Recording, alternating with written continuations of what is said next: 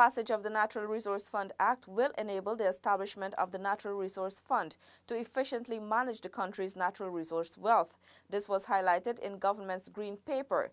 STACY Carmichael has the details. Once the Natural Resource Fund is established following the passage of the legislation, it will ensure the prudent management of revenues accrued from natural resources for the benefit of current and future generations. This was highlighted in the government's Green Paper on the NRF, which was laid in the National Assembly recently. According to the Green Paper, establishment of the fund will contribute to economic stabilization by ensuring that the volatility on natural resource revenues does not lead to volatile public spending.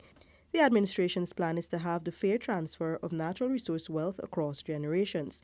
The natural resource wealth will be used to finance development priorities through the national budget towards the creation of an inclusive green economy. The Green Paper outlines that petroleum revenues as well as excess revenues from mining and forestry will be deposited into the NRF.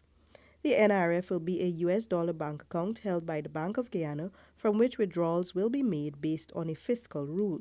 Minister of Finance Winston explained to the National Assembly why this is necessary. We must avoid the resource course at all costs. To do this, we must manage injections to domestic spending. And when we do invest, we must ensure that these investments are catalytic and promote economic diversification so that we realize an economy that is strong and resilient, that can stand on its own long after oil has been depleted. Within the principles of good financial management, these investments will be guided by the National Development Plan, our Green State Development Strategy, and executed via the national budget, as occurs in countries that have been successful in harnessing effectively natural resource revenue for development, such as Norway and Botswana. Withdrawals from the Natural Resource Fund will be deposited into the Consolidated Fund to form part of the financing streams of the annual budget, along with loans, tax, and non-tax revenues. For InfoHub, STACY Carmichael.